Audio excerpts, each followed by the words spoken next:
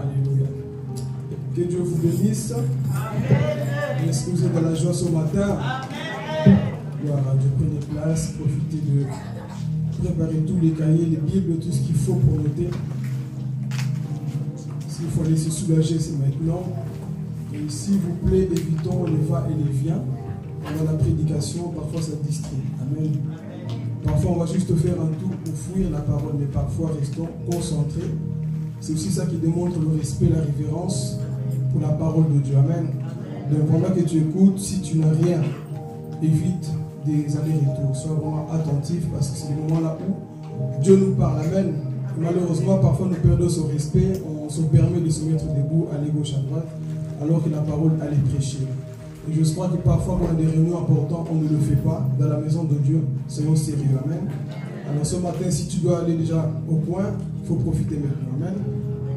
Si tu as des urgences, profite maintenant. Parce qu'après, nous allons décoller. Parfois, Satan peut voler le message. Hein. C'est justement au moment que Dieu veut te parler qui t'envoie faire des choses. Alors ce matin, j'invite tout à chacun à être attentif.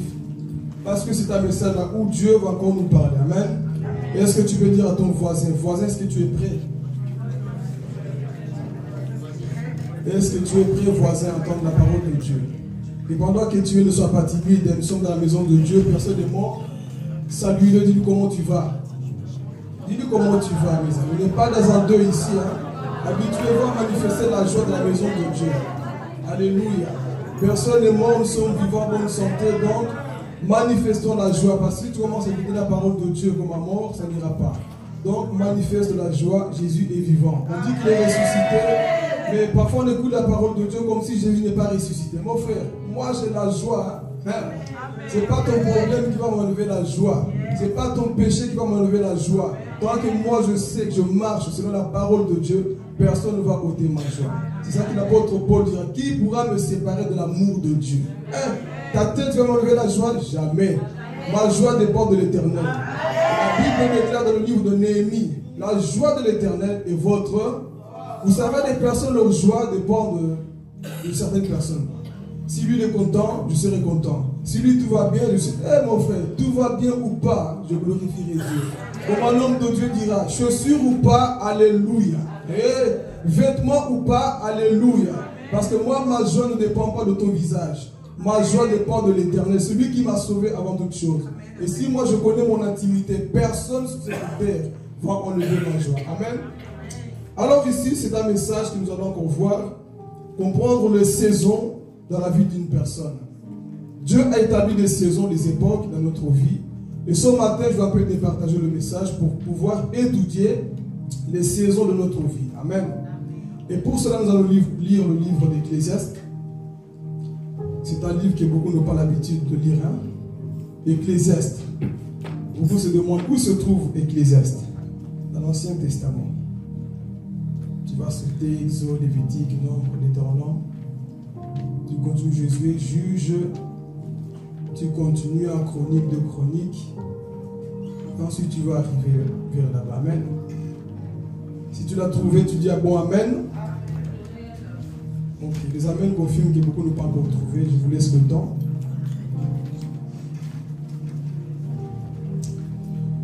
Ecclésiaste, chapitre 3. On va lire que 7 versets. Et le thème de ce message, il y a un temps pour tout. Dis à ton voisin, il y a un temps pour tout. Dis-le bien, il y a un temps pour tout. Ah oui, dans la vie, un temps pour tout. Moi, je n'aime pas la monotonie. Avec Dieu, il y a un temps pour... Là, on a dansé, on a loué. Maintenant, c'est la parole de Dieu. Et après la parole de Dieu, il y a encore une autre chose. Donc, tu dois comprendre que dans la vie, il y a un temps pour toutes choses. Alléluia. C'est quoi le thème, église? Il y a un temps pour... Ok, si tu comprends déjà que dans la vie, il y a un temps pour tout, ça va te permettre de bien te placer. Et si tu sais étudier la parole de Dieu, tu sais où tu vas te situer. Alléluia. J'ai envie de rentrer déjà dans le message, mais calme-toi. Amen. Il y a un temps pour toutes choses. Il y a un temps de pleurer, un temps de rire, il y a un temps de se marier, il y a un temps d'être célibataire. Il y a un temps de tout dans la vie. Mon frère, ta situation n'est pas éternelle. Bon, je dis à quelqu'un ce matin, ta situation n'est pas éternelle. Tes pleurs ne sont pas éternelles. Il y a un temps là où on va t'humilier. Il y a un temps là où tu vas tomber. Il y a un temps aussi là où tu vas te relever. Il y a un temps là où tu vas rire. Il y a un temps là où tu vas danser. Eh Jésus. Oh, est-ce que je parle à quelqu'un? Dans la vie chrétienne, il y a un temps là où tu vas quoi? Bina. Eh, l'église. Il y a un temps là où tu vas danser dans la vie. Qui t'a enseigné que la vie chrétienne c'est que souffrance, souffrance, souffrance? Non. Jésus dira quoi? Je suis venu donner la vie en abondance à mes qui? À mes brebis. Toi, tu es la brebis du Seigneur. Ta vie, c'est toujours épreuve. Ta vie, c'est toujours souffrance. Ta vie, c'est toujours il n'y a pas un moment de rire un peu dans ta vie. Son Dieu ne te fait pas du bien. Alors, nous allons voir dans ce matin qu'il y a un temps pour tout dans la vie.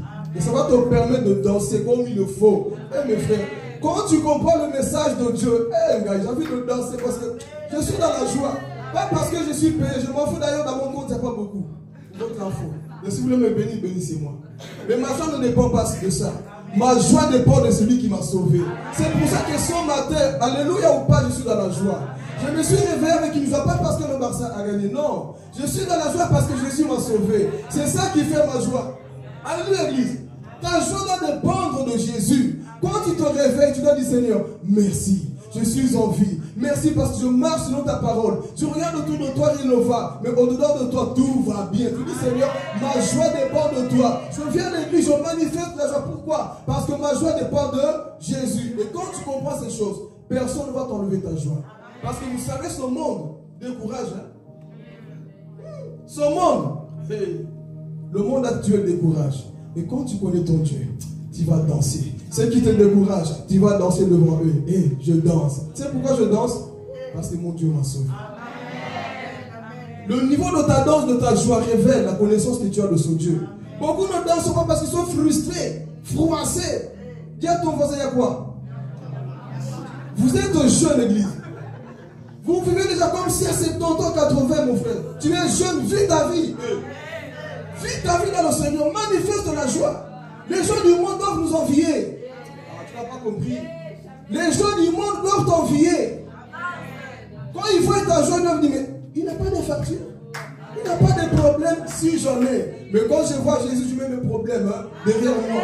Mais les gens, ils ne voient que des problèmes. Enlève un peu tes problèmes, vois Jésus. C'est quoi ce problème? Il y a Jésus, il y a ton voisin, il y a Jésus. Tu es trop frustré dans la vie. Tout passera. Il y a un temps pour toutes choses. Comprends le langage de Dieu qu'il y a un temps pour tout. Mais toi, non, c'est tout le temps de ça va pas, je souffre, ça va pas, je souffre. Non, avec Dieu, il y aura des étapes, des saisons. Là où tu dois apprendre à lire le langage de Dieu pour savoir où est-ce que tu te situes dans le langage de Dieu, dans le plan de Dieu. Tant que tu ne comprendras pas ça, fâché, triste. Moi, je sers un Dieu qui est joyeux. Je sers un Dieu qui a dit soyez tous les jours où?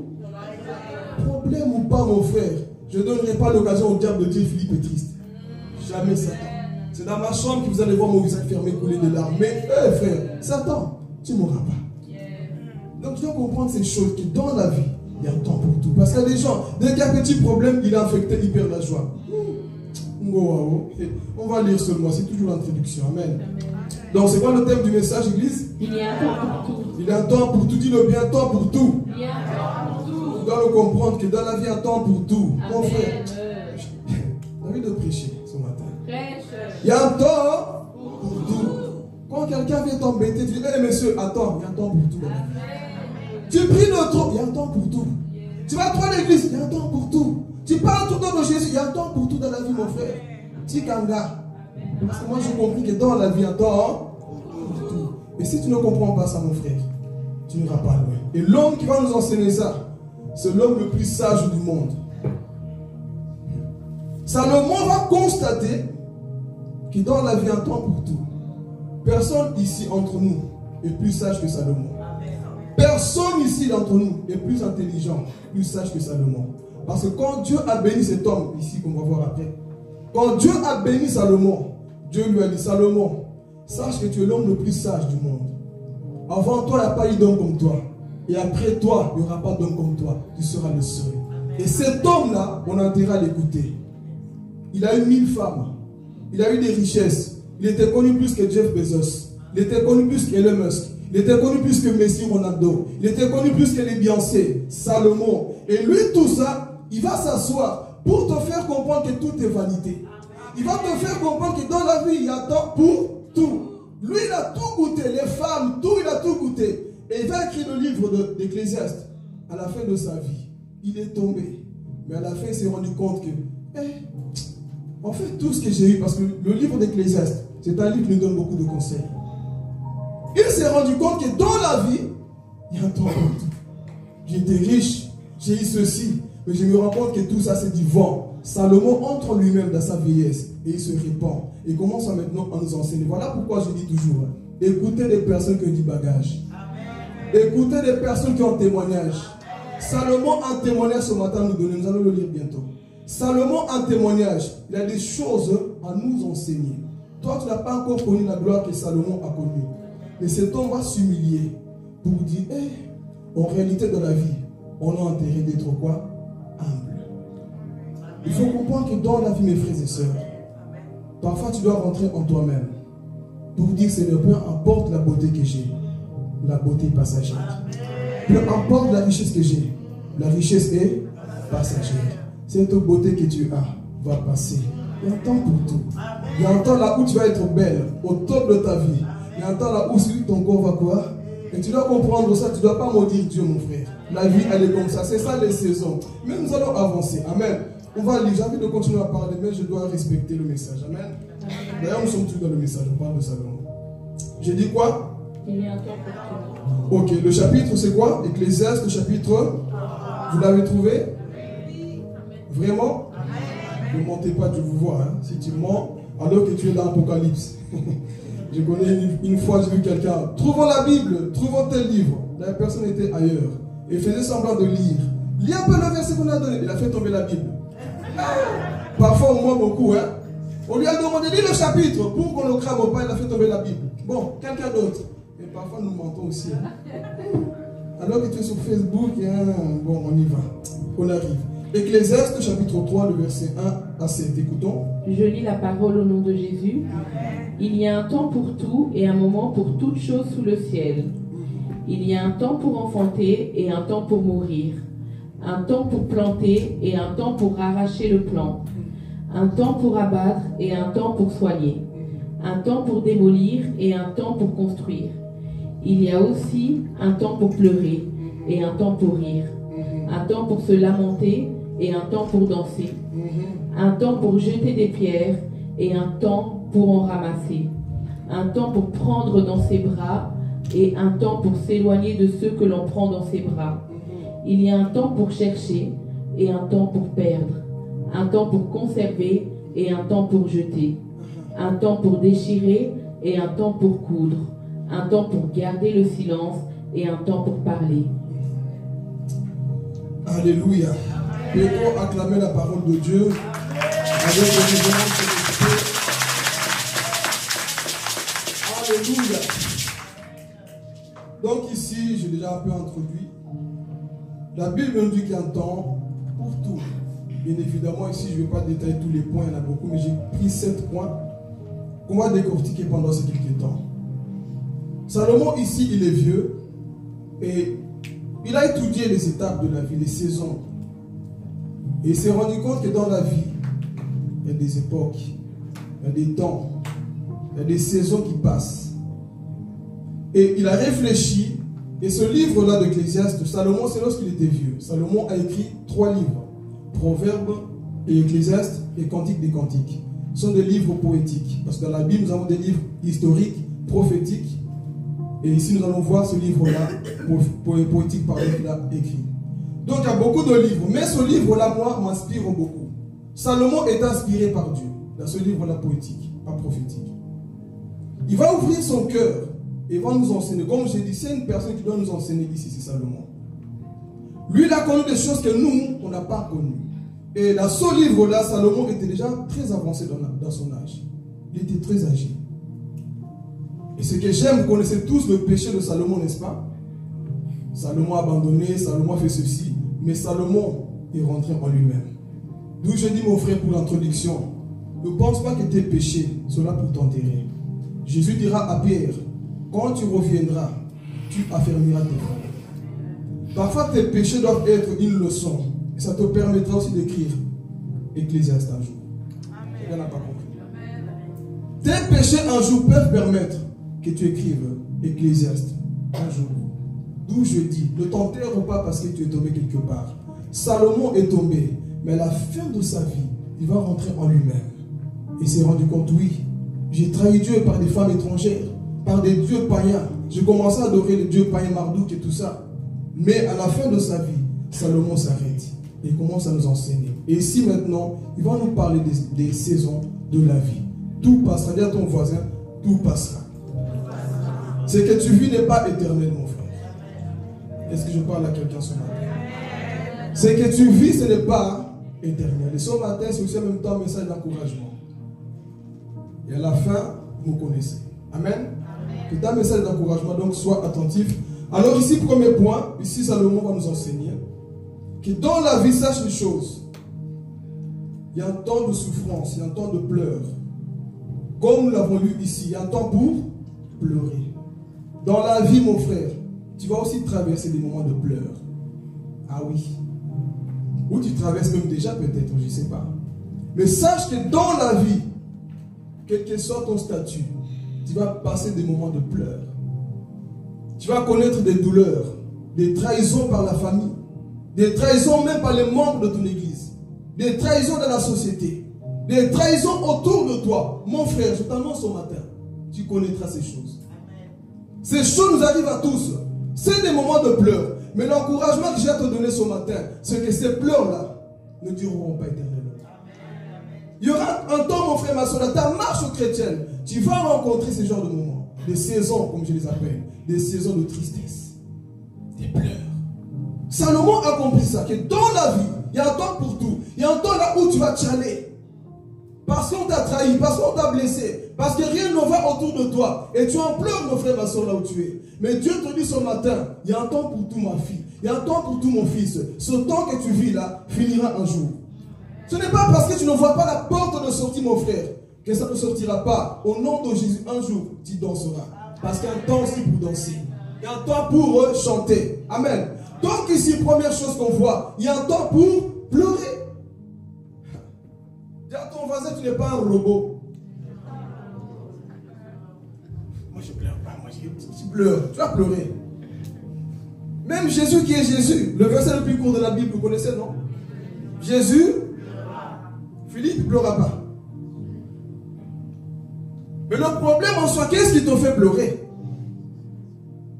Moi, je préfère plus pleurer pour la cause de l'évangile que de pleurer parce qu'il m'a quitté, que de pleurer parce qu'on m'a blessé. Oui, ça peut arriver, mais les vrais pleurs parfois, c'est lorsque tu es persécuté à cause de l'évangile.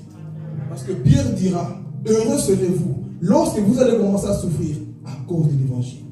Donc, sache ici, mon frère, ma soeur, que dans la vie, tu connaîtras ces moments-là. Lorsque tu seras seul dans ta chambre, seul quelque part, ou parce que peut-être tu n'as pas reçu l'amour des parents, ça va te pousser à pleurer. Ça nous fait dans un monde là où le monde est pollué. Les gens font des enfants juste pour faire, on dirait aujourd'hui. Ils ne prennent pas soin. Donc, qu'est-ce qui se passe en soi? On crée des monstres. Et c'est ce qui fait que beaucoup pleurent. On se suicide. Pourquoi? Abandonner des parents. Abandonner de la famille. Donc, ces personnes passent des moments de pleurs.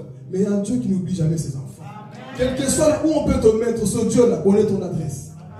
Si tes parents ne connaissent pas ton adresse, Jésus connaît ton adresse. Je suis venu dire à quelqu'un ici qui pleure, Jésus connaît ton adresse. Cette souffrance aura une fin. De la même manière, frères et sœurs, samedi a pris fin. Ta situation aussi peut prendre fin. Pour rentrer un jour à ton dimanche. De la même manière, le mois en train de terminer, frère, ta situation n'est pas éternelle. Ce que tu traverses n'est pas éternel. Ça finira un jour au nom de Jésus. Donc accroche-toi tout simplement parce que ce Dieu-là t'aime encore, mon frère. Il y a un temps pour tout dans la vie. Mais toi, le problème, tu penses que ça va toujours continuer comme ça. Ça ne va pas continuer comme ça. Parce que la Bible Ecclésiaste t'enseigne, ma fille, mon fils, dans la vie, c'est comme ça. Il y a des moments de tristesse parfois. Tu ne seras pas toujours en joie, mais il y aura aussi des moments de tristesse, d'accablement, d'abandon. Mais ce que je t'encourage ici, c'est que tu entres en toi-même, tu te dis, Seigneur, merci. Parce que ce matin, au moins, je sais qu'il y a un temps pour tout. Je peux garder ma joie. Vous savez, qu'est-ce qui fait que tu gardes ta joie ce matin? Je l'ai dit de l'introduction.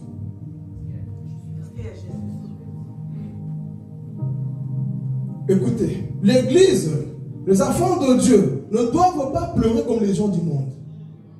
Nous souffrons certes, oui, mais même dans la souffrance, nous sommes capables de louer Dieu. Quelqu'un ne me comprend pas, on dirait. Parce que toi, t'enseignes que la vie chrétienne, c'est porter ta croix, souffrir seulement. Non! Même dans ta souffrance, tu es capable de louer Dieu dans la prison. C'est ça être chrétien, mes frères et sœurs. Où est la vie en abondance que Jésus est venu donner? Quelle est la vie en souffrance? Oui, tu peux souffrir, même dans ta souffrance. Tu apprends à louer Dieu. Oh Seigneur, je te loue. Même si je pleure, je te loue. Tu es mon Dieu en soi. Tu es en train de garder ta joie, mon frère. Même dans tes pleurs, tu es en train de glorifier ton Dieu. Apprenons à glorifier Dieu. Mais toi, non. Seigneur, regarde, mes frères. Quand tu as la connaissance de ce Dieu-là, dis à ton voisin connaissance. Connaissance. C'est la connaissance qui te pousse à l'action. Quand tu as la connaissance, même dans ta souffrance, maman Chantal, tu es pépère. Tu peux même dormir dans la barque, même s'il y a des souffrances. Oh, je vais parler. On voulait jeter Shadrach, Meshach et Abednego dans la fournaise. Qu'est-ce qu'ils ont fait? Ils ont loué leur Dieu. Même si tu pleures, mais garde ta joie, mes frères et sœurs. Parce que parfois, on est humain. On ne peut pas retenir nos larmes parfois. À cause de ce qu'on traverse. Mais je suis venu dire à quelqu'un ce matin, même dans ta souffrance, apprends à regarder au ciel. Même dans ta souffrance, apprends à regarder à Jésus. Et tu verras que Dieu va prendre plaisir à veiller sur ta vie. Mais nous, le problème, tant que ça ne va pas, on croit que c'est fini. Je suis venu dire à quelqu'un ce matin, ça prendra fin au nom de Jésus. Appuie-toi sur la parole de Dieu. Appuie-toi sur la parole de Dieu. Nous vivons comme si Dieu n'existait pas. Que des problèmes, que des tribulations, que des soucis. Non, dans la vie de ton voisin, il y aura une fin. Même ce monde prendra une fin un jour. Et tu crois que ton problème n'est pas une fin? Tout prendra fin dans la vie, mes frères et sœurs. Arrête d'être trop négatif, t'enfermer de croire que la vie c'est toujours comme ça. Il n'y a que moi qui souffre. Oui, c'est ta saison. Salomon te dit qu'il y a des saisons dans la vie là où tu vas pleurer. Et c'est peut-être une saison de pleurs que tu es en train de traverser. Dis à ton voisin, ce n'est qu'une saison. Dis-le prophétiquement. Voisin, c'est juste une saison. Moi-même aussi, j'ai traversé cette saison de pleurs. Moi, j'ai envie de sauter moi-même. Frère, d'où je viens là? Maman Chantal, on vient de loin. Aujourd'hui, les gens pensent que Philippe ne souffre pas. Je souffre, mais les épreuves m'ont tellement enseigné que j'ai appris à louer Dieu même dans mes pleurs. J'ai appris à louer Dieu, Naomi, dans mes problèmes. C'est ce qui fait ma joie. Pourquoi? Parce que je sais, de toutes les façons, mes pleurs vont changer quoi? Tant qu'à faire, je loue l'Éternel. Tant qu'à faire, je glorifie les. Mais il y a des chrétiens qui n'ont jamais la joie. C'est quoi ton problème? Qui des pleurs? Oui, c'est une saison. Mais j'ai connu aussi cette saison de pleurs. Là où, vous savez pourquoi je pleurais? De pleurer selon le monde, c'est parce que je n'avais pas encore la connaissance de mon Dieu. Parce que beaucoup viennent à l'église, ils n'ont pas encore cette connaissance. Tout va les énerver autour d'eux. Hey, je vais parler Jésus. Hey, tout va les affecter autour d'eux. Mais quand tu as la connaissance de Jésus, c'est comme si tu es dans une bulle. On te jette des flèches, mais tu le vois de l'extérieur. Ça ne te teint pas, ça ne te touche pas. Tu gardes constamment ta joie. Rien ne t'effraie, rien ne te touche. Et tu gardes ta joie. Pourquoi? Je suis en Christ. Comment je peux déclarer des paroles comme quoi? C'est lui qui est tellement plus fort que celui qui est dehors. Si constamment je pleure, non. Tu dois comprendre que dans la vie, tu vas traverser ces moments. Là où tu vas commencer à aller, là, tchaler. Mais quand tu reçois la connaissance de Dieu, c'est le moment de commencer à sourire. C'est le temps de sourire parfois. Parfois j'ai pitié de nous les chrétiens, je ne comprends pas. Comment les païens peuvent se réjouir plus que nous, alors qu'ils n'ont pas la vie soi-disant? Tout le temps tristesse, tout le temps des pleurs. Voyons des païens, et ils savent. Je me réjouis de toutes les façons. Quand je conseille parfois mes collègues, ça qu'est-ce qu'ils répondent? Autant profiter maintenant parce que de toutes les façons on va mourir un jour. Lui il profite bien dans son péché, moi dans la vie avec Dieu je ne profite pas. C'est qu'on n'a pas encore compris les choses. Amen. Tu vis une vie chrétienne, tu as peur de t'amuser. Il y a un temps pour tout dans la vie chrétienne qu'on s'amuse aussi. Amen. C'est le moment on s'amuse. On est parti jouer avec les garçons hier. On ne s'est pas amusé, même monsieur. Il y a ton voisin un temps pour tout. Ah les gars, on n'est pas, la vie chrétienne c'est pas une vie de prison. On ne peut pas s'amuser, on peut s'amuser, mais c'est le moment. Dis à ton voisin, sinon on va créer une église religieuse. On ne peut pas jouer au foot. Qui t'a dit qu'on ne peut pas jouer au foot? Oh, parce que foot, balle, c'est balle. Mes pieds sont bénis, non? C'est ce qu'on nous fait comprendre. Vous, là, vous avez fait honte, hein? Heureusement que vous n'étiez pas là, parce que c'est genre. Bon, on va revenir, amen. Ils nous ont fait la honte là de 20 euros. Merci. Bon, c'est pas grave, on rit un peu, amen. Mais c'est pour te dire une chose, que dans la vie, il y a temps aussi où tu peux rire, il y a temps où tu peux t'amuser. Si tu auras des rires de vide, hein? Dis à ton, relax. Tu es en train de voir des cheveux rouges, des cheveux blancs. Pourquoi? Parce que tu es trop coincé. Relâche un peu, parce que dans la vie, il y a un temps pour tout. Dans tout ce qu'on fait, il y a un temps pour tout. Trop religieux, il y a un temps pour dire à ton voisin, un temps pour tout. Mais dans ce temps de pleurs, mon frère, qu'il y aura une saison. Salomon a compris. Non, il y a un temps pour tout dans la vie. Il y a un temps là où je vais commencer à pleurer. Il y a un temps aussi là où je vais commencer à quoi? À me réjouir. La vie, elle est faite de ça. Et quand tu commences à comprendre ça, tu vas commencer à lire le langage de Dieu. Seigneur, pour le moment, je suis dans une phase de ma vie là où je souffre. Tu as déjà traversé cette phase de pleurs? On appelle ça des phases sombres de ta marche. On fera tous face à ça. Une phase dans ta vie, là tout est noir. Tu ne comprends pas. Tu as l'impression d'être maudit. Moi j'ai déjà vécu ça. Tu as l'impression même d'être là pour être là. On appelle ça des phases sombres. Et c'est là où parfois on pleure. Mais ce qui est bien avec Dieu, c'est passager. Amen. C'est le temps de pleurer. Dis à ton voisin, c'est passager. En parlant, ça va t'encourager pour te faire comprendre que tout dans la vie n'est pas éternel. Si on t'a enseigné que toute ta vie de A à Z, tu passeras que par la souffrance, mon frère, on t'a aussi menti. Il y aura des moments où si toi, toute ta vie, c'est toujours. Depuis que tu es né, tu fais que pleurer.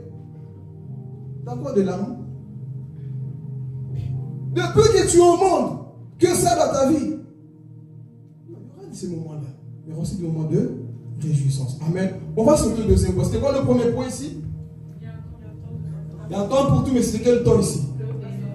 Un temps de... Alors ça peut te pleurer à un moment donné. Rentre dans la connaissance de Dieu. Maintenant, on dit qu'il y a un temps pour tout, mais quelqu'un me dit, mais comment sortir de là? Appuie-toi sur l'Éternel. Amen. Confie-toi sur l'Éternel.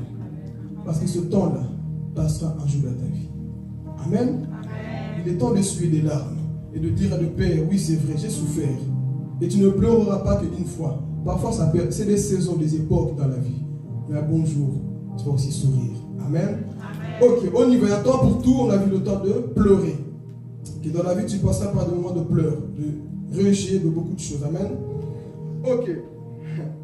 Deuxième point ici, deuxième saison de ta vie. On va aller rapidement. Il y a un temps pour guérir. Alléluia. Nous avons lu qu'il y a un temps pour... Vous êtes là ou pas, église? Il y a un temps pour guérir. Ici, l'Ecclésiaste, lorsqu'il commence à écrire le Salomon, il nous fait comprendre que dans la vie, il y a un temps pour guérir. Je vais parler de deux sortes de guérison, la guérison physique et spirituelle. Il y a un temps d'être guéri, pour guérir dans la vie. Dans la vie, tu ne seras pas que blessé. Vous êtes prêts? Dans la vie, mes frères et sœurs, pas que des blessures. Toi, c'est blessure en blessure. Il y a aussi un temps pour guérir. Il y a des personnes, quand tu les vois, je suis blessé, moi je souffre. Mon frère, je suis venu te dire ce matin qu'il y a un temps pour... T'en es où dans ta saison? Depuis que tu es en Christ, quelle est des blessures dans ton cœur? Il y a un temps aussi, à un moment donné, tu dois être guéri. Tu n'arrives pas à pardonner. Tu n'arrives pas à aimer les gens. Il est temps d'être guéri au nom de Jésus. C'est quoi ton problème? Tu as reçu Jésus dans ta vie, mais tu n'arrives pas à pardonner parce que je suis blessé. Mon frère, le Jésus qui est en toi ne te donne pas la capacité de pardonner. Le Jésus que tu as reçu ne te donne pas la capacité de passer au-delà de tes problèmes. Tout Toujours, je suis atteint. Je suis blessé. Oui, tu es peut-être blessé. Mais Dieu te dit, ma fille, mon fils, dans la vie, il y a un temps pour... Il est temps que tu sois guéri de ton passé. Tu es trop blessé. C'est ce qui fait que tu n'arrives pas à avancer dans la vie. Trop de blessures en toi. Et comme on dit toujours, les gens blessés blessent les autres. Les gens qui ont mauvais corps, c'est des gens blessés dans la vie. Et si tu ne guéris pas ça, mon frère, tu vas détruire ton mariage. Tu vas détruire ton église. Tu vas détruire ta société. Pourquoi? Parce que les personnes blessées ne savent rien faire autour d'eux. Ils vont exprimer quoi? Leurs blessures. Ils vont parler en fonction de leurs blessures.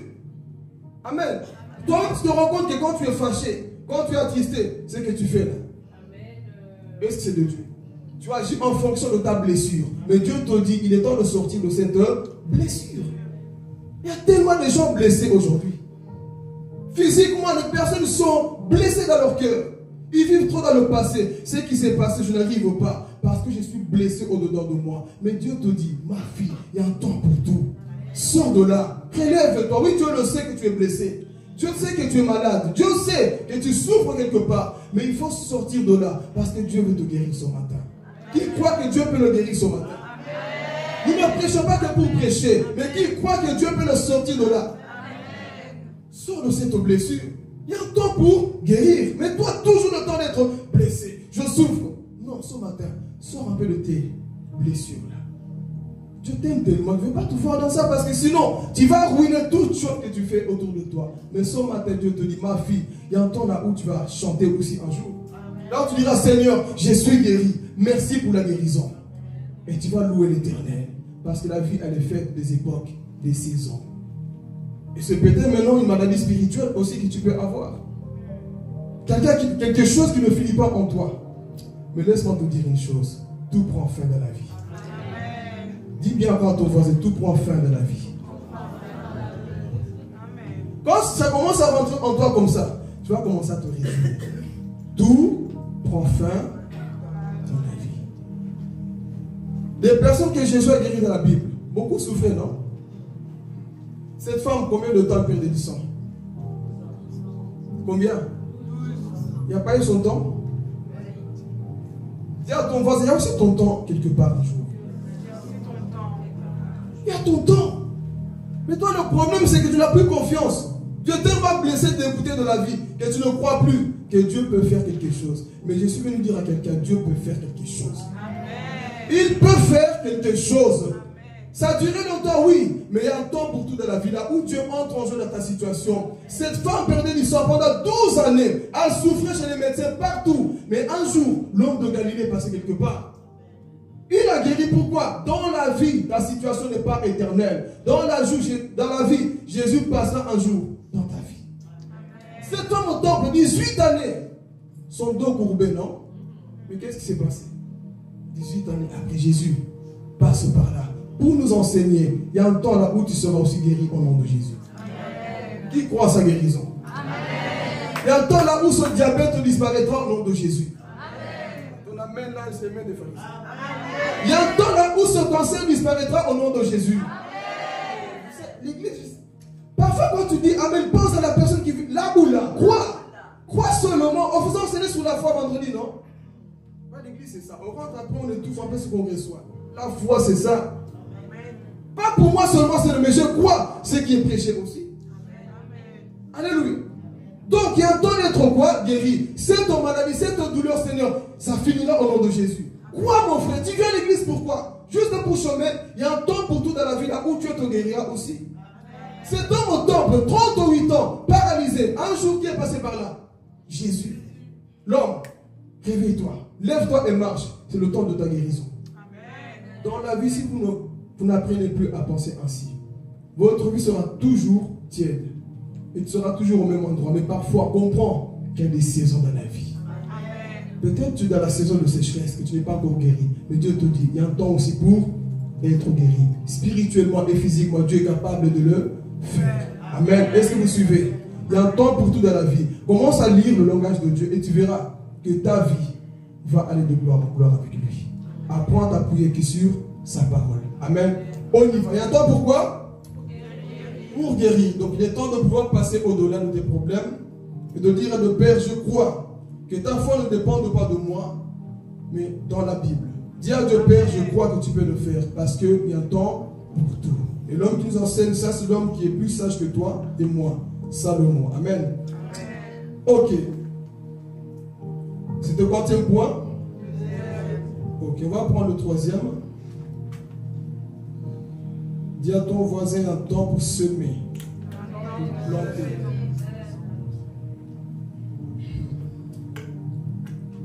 Alléluia.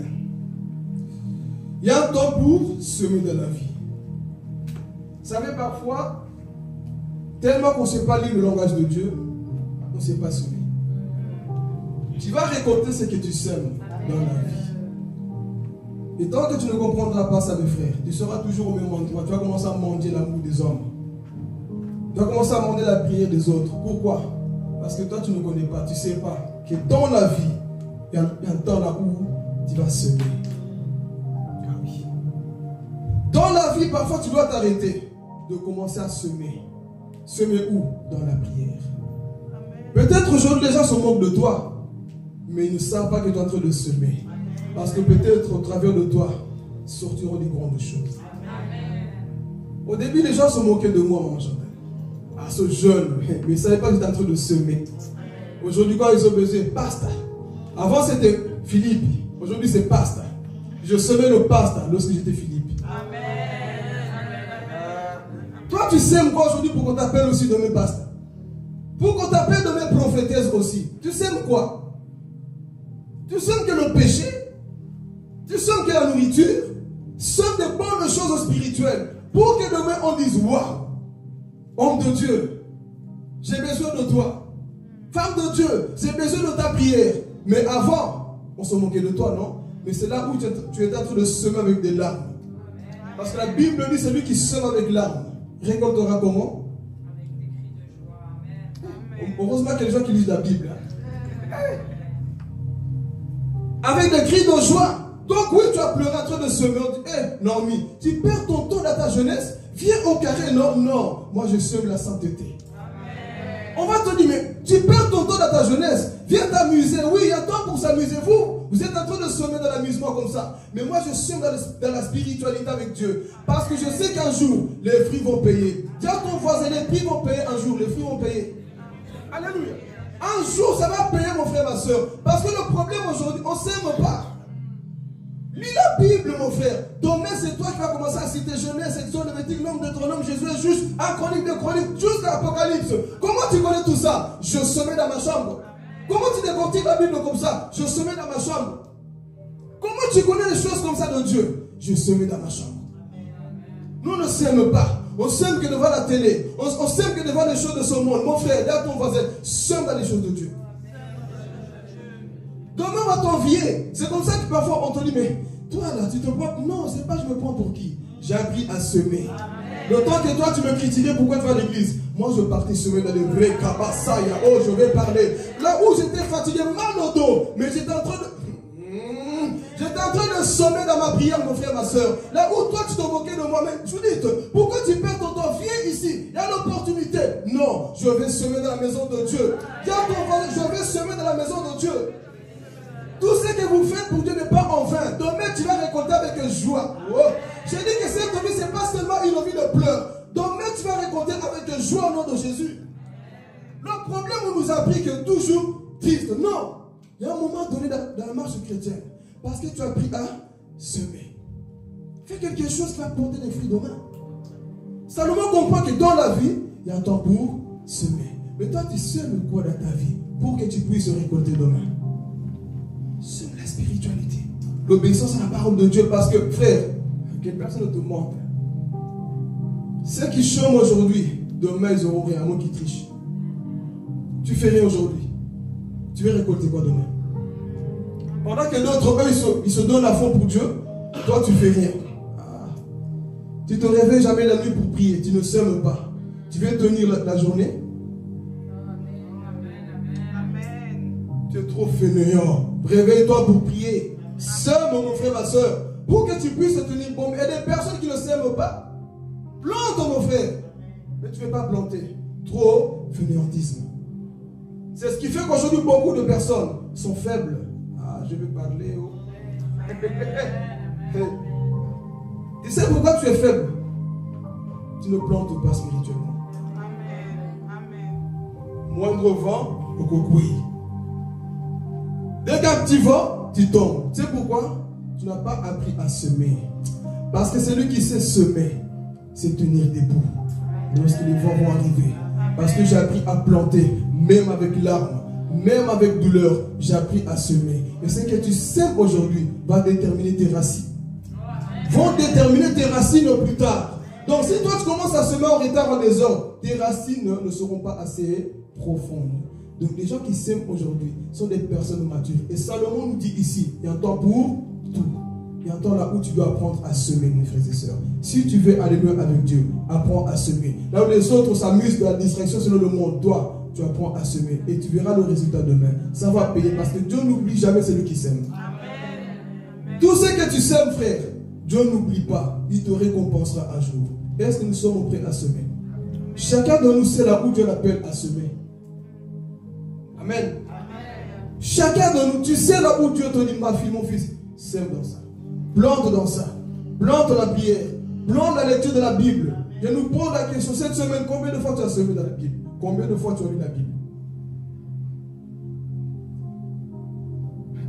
Ça, je sais, c'est le défi de ce temps présent. La parole de Dieu. La méditer, on n'a plus beaucoup de temps. Mais est-ce que tu as appris à semer? Dis à ton voisin, apprenons à semer pour que tu puisses récolter demain. Amen. Seulement, on va aller rapidement, le temps avance. Donc, apprends à semer, mon frère, ma soeur, si tu veux récolter. Salomon nous enseigne ces choses, d'apprendre à semer. Amen. Pour récolter. C'est le 40e point. Vous suivez, que Dieu vous bénisse. On va sauter au 4e point. Alléluia. Il y a un temps pour chercher.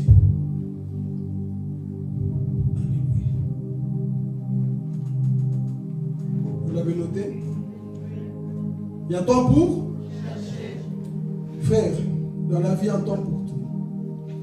Salomon fait l'étude personnelle de sa vie et nous enseigne.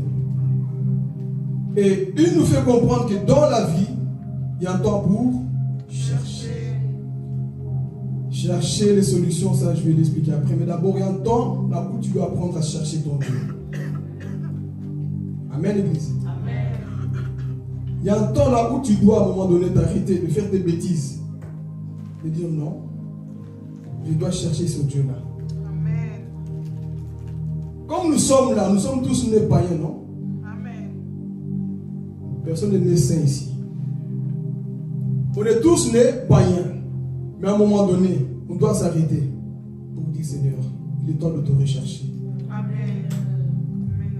Mettons Ésaïe 55, verset 6. Pourquoi on parle ainsi? Regardez. Pourquoi c'est nécessaire, important de chercher dans cette saison? Alléluia. On l'a trouvé? Même moi, la version qui dit bien chercher, parce que vous là, si on ne dit pas des mots comme il faut, on dit des hérésies. La version qui dit chercher l'Éternel, dans la qui se trouve là.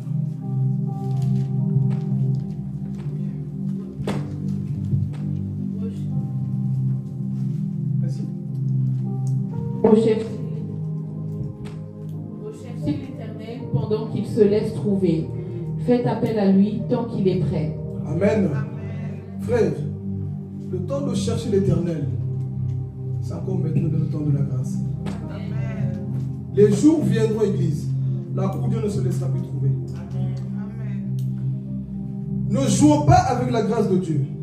Salomon s'est rendu compte que dans la vie, il y a un temps pour chercher. Et si, il y a aussi un temps pour chercher ton Dieu, mon frère, ma soeur. Depuis que tu es né, est-ce que tu t'es déjà arrêté pour dire Seigneur, je te cherche vraiment de tout mon cœur? Ou tu viens juste à l'église pour venir? Est-ce que tu as déjà pris ce temps là où tu dis Seigneur, je te cherche? Pourquoi? Parce que les jours viendront là où Dieu va fermer la porte du ciel. Aujourd'hui on s'amuse l'église, mais les jours viendront là où Dieu ne se laissera plus trouver. Parce qu'au temps de la grâce, tu te mets à genoux, tu cries à Dieu, Dieu te répond, Dieu vient te sauver. Mais les jours vont arriver là où Dieu ne répondra plus. Vous savez c'est où? Maintenant, non. Les jours viendront là où Dieu ne répondra plus. Il va fermer la porte. En enfer. Parce que même dans la grande tribulation, il y aura comme des sauvés. Mais en enfer, Église, Dieu ne répondra plus. Est-ce que vous suivez? Il y a un temps pour chercher. Et la Bible te dit ici que chercher l'Éternel pendant qu'il se trouve. Donc en soi, si tu toques, Dieu te répond. Mais les jours viendront là où Dieu ne se laissera plus trouver, Église. Tu vas demander pardon pour tes péchés, Dieu ne répondra plus. Le temps que Dieu répond, c'est maintenant. La saison, c'est maintenant, Église. Parce qu'après, il sera trop tard. Parce qu'en enfer, il y a beaucoup de gens qui veulent sortir pour dire Seigneur, je me répands, mais il est trop tard. Beaucoup sont enfermés actuellement pendant qu'on prêche, en enfer. Ils veulent sortir, mais il n'y a plus moyen. Pourquoi? Ils n'ont pas cherché l'Éternel dans leur vivant. C'est les vivants qui cherchent l'Éternel, pas les morts. Et ce matin, tu es vivant. Cherche l'Éternel pendant qu'il se trouve, mon frère, ma soeur. Si tu es ici, tu ne le connais pas, mon frère. Cherche-le de tout ton cœur. Parce que la Bible déclare, si vous me cherchez de tout votre cœur, je me laisserai trouver. Oh, je vais parler. Tu ne peux pas me dire que tu as cherché celui de tout ton cœur et que tu ne l'as pas trouvé. Je me laisse trouver. Pendant qu'il est prêt, c'est maintenant, tant que la porte dit Seigneur, j'ai besoin de toi. Révèle-toi dans ma vie. Je ne te connais pas assez, Seigneur. Je ne te connais même pas. Révèle-toi dans mon cœur. C'est lui qui cherche, trouve. C'est lui qui a soif de lui trouve. Et la Bible dit, cherchez l'Éternel pendant qu'il se laisse trouver. Le moment de trouver l'Éternel, c'est maintenant, dans le temps de la grâce. Parce qu'une fois que tu tombes par terre, c'est fini. Une fois que ton âme part en enfer, c'est fini, mes frères et sœurs. Plusieurs chrétiens, même soi-disant, aujourd'hui sont là-bas. Pourquoi? Ils n'ont pas cherché Dieu correctement. Nous sommes habitués à Dieu, mais les jours viendront, frères et sœurs. J'aime encore Amos 11:8. Qu'est-ce qu'il nous dit? Plus ou moins la même chose. Aujourd'hui, frères et sœurs, on a la grâce de chercher, d'écouter la parole de Dieu. Mais les jours viendront là où Dieu ne se laissera vraiment plus trouver. Amos, chapitre 8, verset 11. Regardez. Les jours viendront là où l'Éternel enverra la famille sur toute la face de la terre. Regarde. Qu'est-ce qu'on sait? Les jours viennent, déclare le Seigneur, l'Éternel, où l'enverrait la famine dans le pays, non pas la faim du pain et la soif de l'eau, mais la faim et la soif d'entendre les paroles de l'Éternel. On va continuer. Les jours viendront, Église, là où les gens, ce ne sera pas la fin de tacos, non, la parole de Dieu. Ils voudront l'entendre, il sera trop tard. Ils voudront écouter, mais il sera trop tard. Ces jours-là viendront. Amen. Continuons pour la suite. Ils iront alors d'une mer à l'autre, du nord à l'est. Ils iront ça et là pour chercher la parole de l'Éternel et ils ne la trouveront pas. Ils n'ont quoi? La trouveront pas. Continue. Ce jour-là, les belles jeunes filles et les jeunes gens mourront de soif. Vous savez, on parle de quoi ici? L'enfer, les gens meurent de soif. Tu ne pourras plus trouver la parole de Dieu. Aujourd'hui, frère, tu as la Bible sur ton téléphone. Tu as la Bible sur toi, dans ta maison. Mais les jours viendront là où les gens vont chercher. Et Dieu, à la fin, va dire, je me laisserai plus trouver. Regardez. Ceux qui jurent par le péché de Samarie et qui disent, vive ton Dieu, Dan, vive le culte de Beersheba, tomberont et ne se releveront plus. Termine là. Voilà, ici vous avez compris le contexte. Les jours viendront là où Dieu ne se laissera plus. Parce que Salomon a dit quoi? Il y a un temps pour chercher. Et le temps de chercher, mes frères et sœurs, c'est maintenant. Ne jouons pas avec Dieu. Parce que plusieurs personnes sont assises dans nos églises. Mais un jour, il faut se souvenir. J'ai fréquenté une église. J'ai fait ceci quelque part. Mais je n'ai jamais trouvé sincèrement l'Éternel. Et Salomon te dit qu'il y a temps pour tout. Là où tu dois chercher l'Éternel. Parce que les jours viendront. Ces jours terribles, mes frères. Là où tu vas crier, tu vas jeûner. Dieu ne répond plus. Et le silence de Dieu fait mal. Les gens qui sont là-bas regrettent amèrement. Mais toi, mon frère, tu as l'opportunité aujourd'hui d'entendre la parole de Dieu. Et tu t'amuses.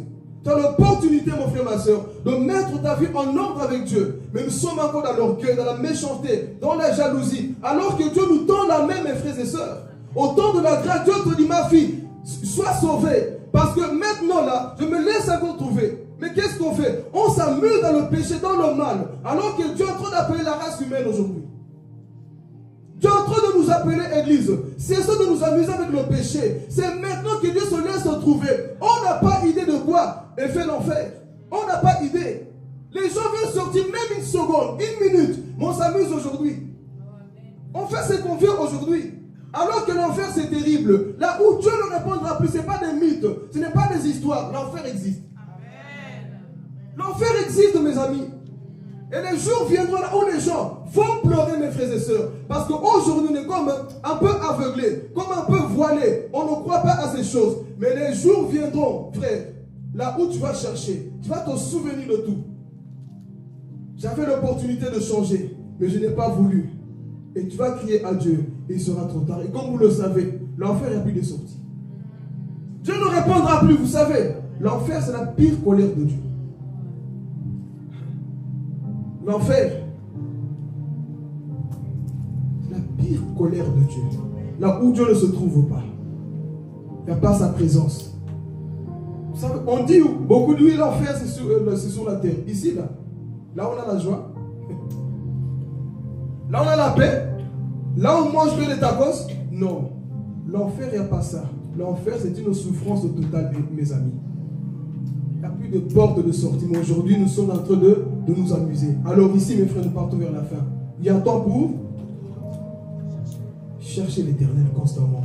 Ne vous arrêtez pas. Tous les jours de votre vie, priez ainsi. Seigneur, révèle-toi dans ma vie. C'était aussi un ex-cateau qui croyait soi-disant. Mais un bon jour, mes amis. Seigneur, si tu existes vraiment, frère, quand tu fais des prières sincères, que Dieu répond. Je l'ai fait, il a répondu. Tu peux aussi le faire. Parce que ce Dieu est réel. Amen. Il se laisse trouver. Et le temps là où Dieu se laisse trouver, c'est maintenant. Après, il est trop tard. On a beau te dire, ce jour-là, repose en paix, je ne sais pas quoi. Ce jour-là, mon frère, si tu n'as pas cherché l'Éternel, tu ne reposes pas en paix. Tu reposes mal. C'est même pas repos d'ailleurs, tu souffres. Donc le temps de chercher l'Éternel, c'est maintenant. Église, ouvrons nos yeux. Dis Père, le temps de te rechercher, c'est maintenant. Amen. Nous allons sauter dans un autre point. Toujours une parenthèse dans ça. Chercher, dis à ton voisin chercher. C'est lui qui cherche, trouve. Amen. Amen, Église. Amen. Oh, c'est lui qui cherche, trouve. Amen. On a juste parti un peu terrible. C'est lui qui cherche, trouve. Tu cherches mal parfois. C'est parce que parfois on n'a pas encore cette soif-là de pouvoir chercher. Quand tu es assoiffé, et quand tu as soif, Jordan, tu fais tout pour boire, non? Ta gorge est en train de sécher. Tu cherches tout pour boire. Et parfois pour les choses de Dieu, tu dois être aussi assoiffé comme ça. C'est lui qui cherche une solution, trouve, mes frères et sœurs. Il n'y a que des fainéants qui ne trouvent pas. Des paresseux. Des paresseux qui ne trouvent pas. C'est lui qui est courageux. C'est lui qui a la foi. Trouve, mes frères et sœurs. Vous vous souvenez de ces 4 lépreux en Samarie? On les a dit quoi? Vous êtes lépreux, vous allez mourir, c'est fini pour vous. Tiens, on va chercher à manger. Ta foi dépend de toi. C'est lui qui va trouver la solution, que personne ne te trompe. Comment des lépreux qui attendaient la mort, la Bible dit qu'entre eux, ils étaient en train de parler. Hey, bon Jonathan, ben, on nous a jetés ici, hein? On va seulement mourir. Hein? Ok, commence à murmurer, c'est ça le problème. Au lieu de chercher, tu murmures. Tu vois, nous nous avons jetés ici, c'est fini, on attend la mort. Mais entre eux, il y a eu un courageux. Hey, Jonathan, de toutes les façons, dans la vie, sois courageux. Hey, dans la vie, bats-toi. Quelqu'un a dit, bon, écoute, tant qu'il y a à faire, de toutes les façons, nous allons mourir. Qu'est-ce qu'il faut faire? On va aller en Samarie. Si on tue là-bas, on va mourir. Et de toutes les façons, si on reste ici, on va quoi? Mourir aussi. Qu'est-ce qu'ils ont fait? Ils ont pris leurs 2 pieds, trembletants, malades, en train de marcher pour aller où? Vers Samarie. Et pendant qu'ils marchaient, qu'est-ce qui s'est passé? La Bible dit que pendant que les 4 lépreux marchaient, le camp adverse a entendu ça. Comme si c'était des chars qui venaient. L'armée adverse a fui. Pourquoi? Ces hommes les ont dit, moi je ne vais pas mourir de faim. Je ne vais pas mourir de faim. Je vais chercher la solution. Et ils sont partis en Samarie. Ils sont partis en train de marcher sur la route. Et quand ils sont arrivés, toute l'armée avait fui. Les Syriens, ils ont tous fui. Et ils ont vu des gâteaux, des vêtements, des habits. Ils ont mangé à quoi? Aïe, aïe, aïe, aïe. Ils ont mangé. Ton courage va te pousser à trouver des solutions. Ces 4 lépreux pouvaient rester enfermés. Mais ils ont dit, moi je ne mourrai pas dans son péché. Je ne mourrai pas dans son problème. Je veux chercher l'Éternel. Je veux chercher une solution. Je me réveille. Je dois bouger. Rien doit bouger. Parce que Dieu m'appelle à chercher des solutions. Je dirai que Dieu, rien ne va se passer. Alléluia. Rien ne va se passer si tu es trop tiède religieux. Le problème, nous sommes trop tièdes enfermés. Non, mon frère, réveille-toi. Prends une décision. Ces 4 lépreux ont dit non, non, non, non, non. Moi, je ne mourrai pas dans ce problème. Si ce Dieu d'Israël existe, aujourd'hui, je vais voir sa main. Ils ont commencé à marcher. Qu'est-ce que les Syriens ont entendu? Des pas de chars. Ce n'était pas des chars. Bon, je vais parler. Parfois, pendant que toi, tu pries, tu penses que c'est ta voix. Mais spirituellement, c'est des bombes. Spirituellement, c'est des bombes pour voix. C'est ça le problème, tu ne sais pas te décider. Réveille-toi, commence à prendre des décisions, Seigneur. Cette fois-ci, non, je rejette mon péché, je me relève. Et quand tu vas commencer à marcher, Satan va croire. C'est le lépreux qui l'avait blessé. Mais il verra quelqu'un qui restera en train de marcher. Et les démons seront obligés de prendre la fuite au nom de Jésus. Prends une décision, mon frère. Alléluia. Prends une décision. Tu es trop faible. On t'a connu faible et tu crois que c'est comme ça. Non. Celui qui prend la décision avec Dieu ira loin. Ces 4 lépreux doivent nous enseigner. Quand tu cherches, tu trouveras. Celui non, moi je ne mourrai pas comme ça. Est-ce que tu peux dire par non, Seigneur, je ne mourrai pas dans ça. Amen. Merci, maman Chantal. Amen. Amen. Quel Dieu servons-nous? Ils étaient là enfermés. 4 lépreux. Mais ils ont dit non, non, non, non. On doit marcher. Parfois, là, il y a des négatifs. Soit, c'est lui qui dit, mon ami, hey, dis, église, dis-lui, oh frère, si tu es comme tout le monde, et t'as l'io, si tu es comme tout le monde, on va t'enterrer vivant. Dans ce monde incrédule, si tu n'as pas la foi, on va t'enterrer. Non, non, non, non. Finis la saleté, finis le péché, finis cette situation. Allons-y dans le corps de toutes les façons. Bah, tu es là seulement. Comme tu. Parfois, la vie, c'est comme ça. Qu'on va te tuer en guerre. Satan, je vais me battre avec toi. Si je dois je vais te mordre. Mais moi, pas la foi parfois. J'ai peur d'essayer. Il n'y a que des hommes de foi qui prennent des risques. Amen. Si je sais que ça ne marche pas, on ne va pas pour fou qui cherche. Celui qui cherche, trouve. Le problème, on ne sait pas chercher. Après, on prend des bonnes décisions. Non. Toi, tu acceptes la situation comme elle est. Mon frère, tu peux aussi changer cette situation au nom de Jésus. Amen. Par ta décision, tu peux changer. Amen. Parce que tu sais chercher. Par ta décision, il y a des choses que tu peux changer. Non, je me lève. Le problème, comme ma propre soeur du sang me disait, grand frère, chaque fois que j'essaie de prier, quand j'arrête de prier, j'ai l'impression que tout va bien. Le diable me laisse pépère. Il n'y a pas beaucoup de persécutions, rien. Mais une fois que je commence à prier, j'ai beaucoup de persécutions. Les esprits m'apparaissent la nuit. Mais qu'est-ce que je dois faire alors j'arrête? Non, justement, cherche la solution. Quand ils viennent prendre une décision, réveille-toi, dis donc. Je suis venu dire à quelqu'un, réveille-toi ce matin. Prends une décision, mets-toi debout, dis Seigneur, non, je ne mourrai pas dans cette situation. Pas dans ce problème en tout cas. Si tu es Dieu, non, non, non, non, non. Je refuse la défaite. Car la Bible déclare, celui qui cherche. N'écoutez pas les gens qui ne cherchent pas. Si moi je cherche au nom de Jésus là. C'est les gens de prière que je fais parfois à Dieu là. Je prie Seigneur. Ça c'est mon intimité, mais je vous révèle un petit peu. Tu sais, quand tu as soif, Maman Lisa, Seigneur, moi si je deviens poétique, là, comme les gens de la Bible, Seigneur, pendant que je prie, s'il y avait un chemin physique, un escalier physique, pour monter vers toi, j'allais l'emprunter. Ça, c'est ma prière. Parce que vous savez, parfois, tu as tellement soif. Tu ne sais plus comment prier, tout t'en vient. Père, j'ai besoin de toi. J'ai envie de t'adorer. Je veux que toi. Je veux être près de toi. S'il y avait un chemin physique, j'allais emprunter. Et si je mourais dans ce chemin, Seigneur, au moins, je suis monté. Prends une décision. Cherche. Mais nous cherchons comment? Cherche avec des calculs. Tu vois? Non, pas. Cherche. Quand on cherche, on n'a plus les calculs. Mais c'est la foi qui nous pousse à chercher. Comme c'était le cas de ces 4 lépreux. Ils ont cherché, mes amis. Est-ce qu'on peut agir comme ça parfois dans la vie? Dire, Seigneur, moi je cherche aussi par la foi. Parce que c'est toi que je désire. Imaginez-vous ces 4 lépreux. Vous allez mourir comme ça. Mais la Bible dit quoi? Grâce à eux, 4 personnes seulement, ils ont fait fuir plusieurs personnes. Parce qu'ils étaient quoi? Audacieux, courageux. Ils ont pris la décision de s'élever. Apprends à t'élever. S'il n'y a personne qui le fait, je le répète assez souvent, s'il n'y a personne qui le fait, toi, tu n'as pas bien dit.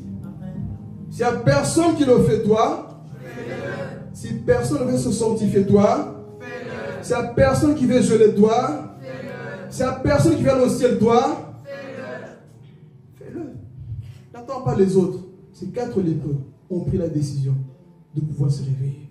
Ils ont commencé à avancer. Donc Salomon ici nous dit, il y a un temps pour chercher. Cherche l'Éternel. Mais dans tes solutions aussi, apprends à chercher, mes frères et sœurs. Amen. On va avancer. Donc c'était le temps de chercher. Et c'était le 4e point.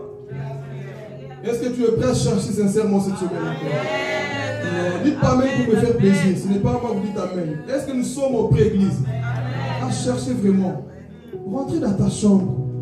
Sinon je suis fatigué. C'est toi que je veux. C'est toi que je désire. Est-ce que nous sommes auprès? Église, il est temps de chercher ce Dieu-là. Amen. Alors ici, on a parlé du 4e point qui est le chercher. Amen. Et ici, pour avancer dans le 5e point. 5e, hein? Oui. Okay. Dans la vie, accepte aussi de perdre. Amen. Dans la vie, il n'y aura pas de victoire. Hein?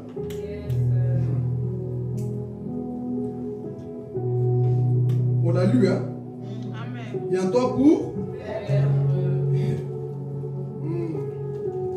Aïe, aïe, aïe. Commence à rentrer dans les parties qui vont faire mal. Il y a un temps pour? Dans la vie, mes amis, il n'y aura pas que des victoires.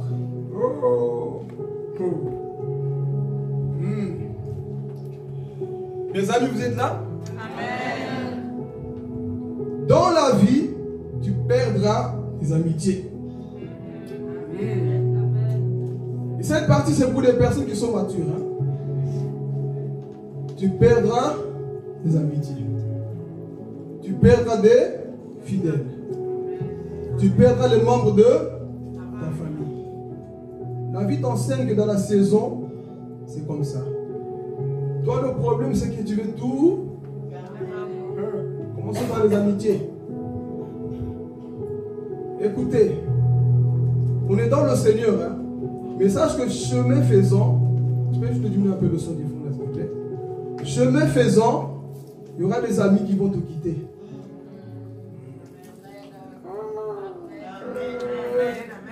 Pour ceux qui écrivent, écrivez. La maturité exige parfois la séparation. Toi, le problème, c'est que tu veux avoir tout le monde. Mon frère, dans la vie chrétienne, plus on monte, plus on persévère, plus on perd des amitiés. Non, moi, je dois avoir beaucoup d'amis parce que, mon frère, plus tu es spirituel, plus tu perds des amis. Mais, je vais un peu équilibrer. Le problème avec nous, c'est quoi? Mais, comme on se parle le plus, c'est qu'il y a des problèmes. Non, c'est pas qu'il y a des problèmes. Dans la vie, il y a des saisons. Il y a des époques, mon frère, ma soeur. Mais nous, le problème, on veut forcer là où la saison est déjà terminée. On n'a pas la même vision. On n'a plus la même façon de voir les choses. Donc c'est une saison qui se termine. Pourquoi vous voulez forcer l'amitié? Pourquoi vous voulez forcer des choses qui ne marchent pas? Ah, mais cet ami, avant, on était ensemble, on a étudié ensemble, oui. Mais là où Dieu t'appelle, Dieu ne veut pas de cet ami avec qui tu as étudié. Si tu n'as pas passé ton maturité, mon frère, tu seras toujours détruit dans la vie. Non, mais on était toujours ensemble à l'église, on parlait bien. Je veux parler. On peut être côte à côte. Mais parfois, c'est. Amen. Dis à ton voisin maturité. Mais du fait qu'on s'est séparés ne veut pas dire qu'on ne s'aime pas. C'est juste que les saisons parfois. Écoutez, en hiver, quand l'hiver vient, qu'est-ce qu'on fait? On s'habille comment? C'est la saison. Et quand l'été arrive, qu'est-ce qu'on fait? C'est la saison. Mais il y a des chrétiens qui veulent vivre comme ça en hiver. Ils veulent m'en couper. Tu vas mourir avec le froid. Il y a des amitiés qui vont te tuer de froid parce que tu... Vous avez compris? Parfois, il y a des saisons comme ça, mon frère. On ne peut pas forcer les choses. Parce que tu as tellement grandi. Tu as tellement compris les choses de Dieu que mon amitié avec telle personne ne peut plus passer. Parce qu'elle avait le au carré. Il veut aller là-bas. Mais moi, je vais aller à l'église. Ça ne peut plus marcher, mon ami. Ça ne peut plus marcher. Parce que moi, j'ai décidé dans cette saison. C'est là où je dois me sanctifier. Toi, tu pars tout ton temps à critiquer les autres. Mais moi, dans ma saison, je suis dans une saison de non. Moi, je dois parler du bien des gens. Dans ma saison, c'est fini la saison de critiquer les autres. Oh, si je parle à quelqu'un.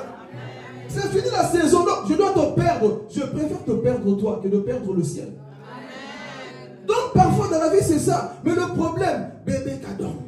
Non, tu vois, Maman Chantal, avant, on était proches. Oui, c'était la saison d'être proche. Mais cette saison, c'est le temps d'être proche avec Papa John. Je ne comprends pas ces choses. J'équilibre bien parce que je vois dans votre pensée. S'éloigner, se séparer ne veut pas dire que tu haïs la personne.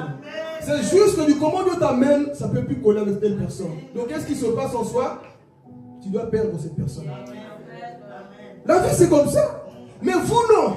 Je dois avoir beaucoup d'amis. La Bible dit quoi? Celui qui a beaucoup d'amis les approuve. Toi, tu as beaucoup d'amis. Beaucoup d'amis, pourquoi? Je peux... Un chrétien spirituel n'a que 3 amis. Pierre, Jacques et Jean.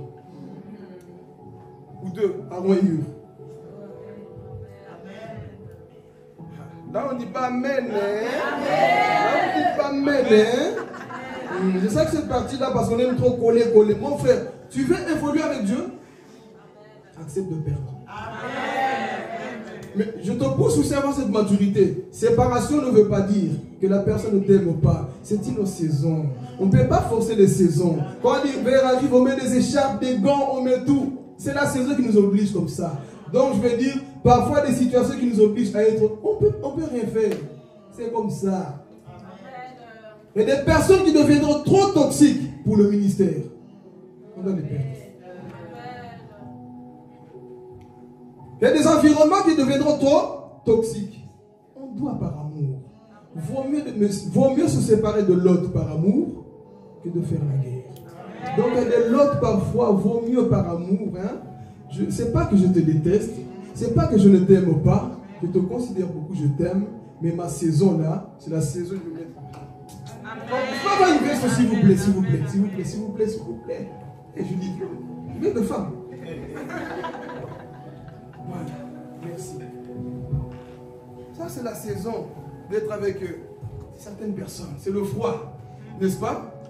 C'est la saison de froid. Je n'ai pas le choix, à moins que tu sois fou, que tu t'habilles comme en hiver. En hiver, quoi l'hiver? Maman Lisa frileuse, hein? Quoi le Dieu, je viens. Quand double chaussette, on s'habille comme ça. Pourquoi on le fait? Il fait froid, non? Est-ce que quelqu'un veut te dire, habille-toi comme ça, ou c'est toi-même dans ta conscience, tu le sais? Donc parfois dans ta conscience, tu sais que tu dois mettre quoi? Et quand l'été arrive, qui te dit d'enlever? C'est la température. Spirituellement, les températures, et tu vas dire, la météo, là, la saison là, dit que Judith, c'est plus avec toi. Quelqu'un d'autre peut venir, s'il vous plaît? Je vais retrouver mon courage. Quelqu'un comprend? Il y a des choses, ce n'est pas on t'a dit, c'est la saison. Judith, c'est maintenant avec Jonathan. Mais en soi, ce n'est pas que je déteste Judith. Parce que j'ai trouvé des choses en Jonathan qui vont coller dans mon ministère. J'ai trouvé des choses en Jonathan qui vont être bénéfiques pour mon ministère. Donc la saison là où Judith m'aidait pour les médias, reste là-bas. Si Dieu, leur exemple, m'envoie à l'impression en France, cette saison c'est pour un homme avec moi. Je ne prendrai pas une soeur avec moi en France, je prendrai un homme. Pourquoi? La saison, c'est avec lui. Est-ce que quelqu'un comprend la maturité? Donc, merci Jonathan, tu peux aller. Donc dans la vie c'est comme ça. Il y a des choses qui nous obligent, il y a des séparations. Mais quand tu es trop bébé, mon frère, ma soeur, dis à ton voisin, ne force pas des choses qui ne marchent pas. Il ne faut pas forcer. Prends l'élastique, commence à tirer. Tu vas voir ce que ça va arriver. Tu vas te faire mal. Donc dans la vie, dis à ton voisin, accepte de perdre. Bon, je vais aller plus loin. Même si vous avez étudié ensemble, vous allez commencer les primaires ensemble, les codimes ensemble, tout ce que vous voulez ensemble. Non, moi c'est ma copa depuis. Ta copa peut être le poison plus tard. Donc parfois la saison va obliger. Oh, est-ce que je parle à quelqu'un? La saison va obliger qu'on se sépare, que je te perds. Écoutez, j'insiste bien parce que je vous vois déjà. Pas que maintenant, comme tu ne parles plus, tu commences à le négliger. Non. Sois surtout quoi? Reconnaissant. Merci parce que dans ma saison là-bas, tu étais là. Tu ne m'as pas rejeté. Mais attendez. Les saisons viennent et partent. Il se peut que dans cette saison-là, ce n'est plus avec toi. Mais l'été va encore revenir, non?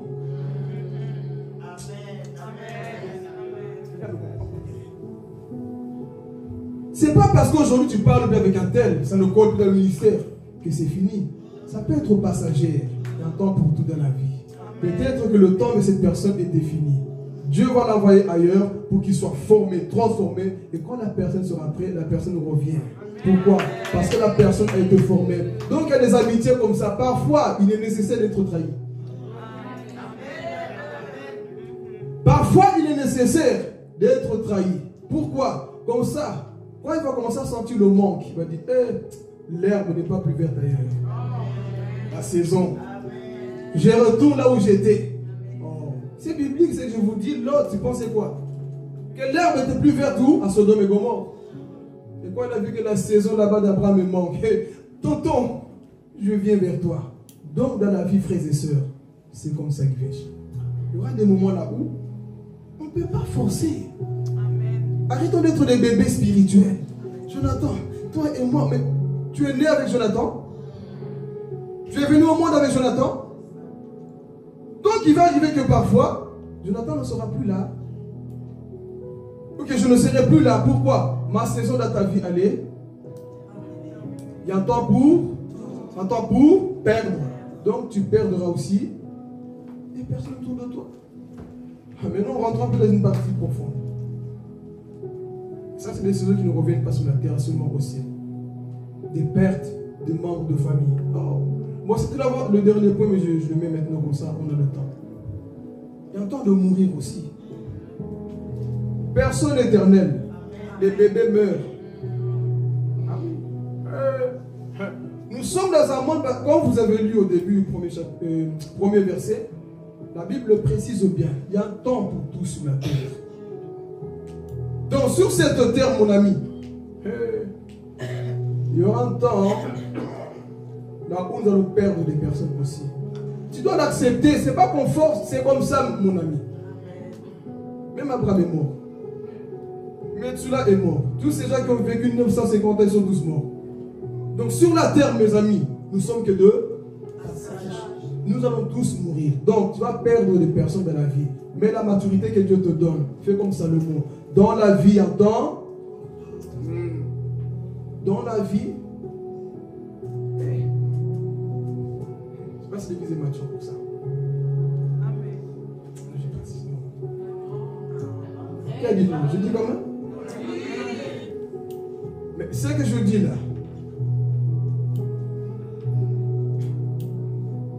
est-ce que nous sommes au près réellement à garder la foi malgré que ça peut nous arriver?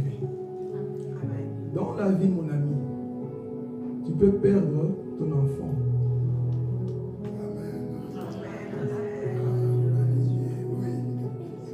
C'est ce qu'on dit dans la vie, un temps pour. Ah oui. Tu peux perdre. On veut que l'église maturité. C'est pas qu'on le veut. Je viens de te montrer l'exemple ici. On ne force pas l'été et l'hiver. Donc il y a des situations aussi qu'on ne... Même si tu pries comme oui, parce que ça c'est l'équilibre aussi. Parfois tu peux prier. Mais si c'est la saison, qui peut prier, si c'est la volonté de Dieu, qui peut prier que cette année il n'y ait pas d'hiver, à moins que Dieu t'a communiqué ça en privé. Cette année-ci, au nom de Jésus, pas d'hiver, pas d'été. Dieu peut le faire au travers de toi. Mais comme on doit respecter ce qui se passe sur la terre, parfois Dieu permet que ça. Donc t'as pas prié comme ça va quand même. Donc c'est pour te dire ici, mes frères et sœurs, que dans la vie, tu peux perdre ton mari qui est à côté de toi. Ça fait mal, hein? Mais qui te dit qu'on est éternel? Tu peux perdre ton frère d'église qui est à côté de toi. C'est pas qu'on le souhaite, mais c'est des saisons. Il y a un temps pour... il y a un temps pour mourir. Donc comme nous sommes là un jour, écoutez, s'il vous plaît, hein, je veux que l'église soit vraiment mature. Bon, pleurer c'est tout à fait normal. Mais le jour qu'on t'appelle, Pasteur Philippe est mort, pleure. Bon.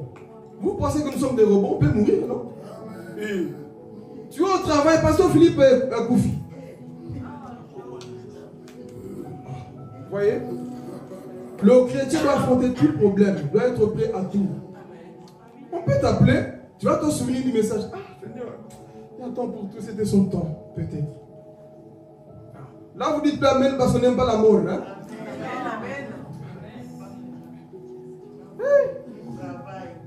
Mettons un peu hébreu ici. La Bible nous dit quoi? Comment ça sans effet? Même Jésus. Ah, dans ce sens-là, oui, sans effet. Mais si c'est la volonté de Dieu, tu peux dire sans effet. Hein? Regardez ce que la Bible dit, on y va. C'était même l'avant-dernier point, nous retournons là-bas. Ecclésiaste, justement pour Ecclésiaste, je voulais prendre hébreu. Ecclésiaste 11, 9. Mes amis. Ah. Le pasteur n'est plus bon. Je suis toujours bon. Il te prépare tout simplement. Un jour, nous allons partir. Jeune homme, réjouis-toi dans ton adolescence. Livre ton cœur à la joie durant ta jeunesse. Marche en suivant les voies de ton cœur et les regards de tes yeux. Cependant, sache que pour tout cela, Dieu t'appellera en jugement. Amen. Donc voilà. Amuse-toi, comme on a dit. Amuse-toi, fais tout. Mais un jour, mon ami,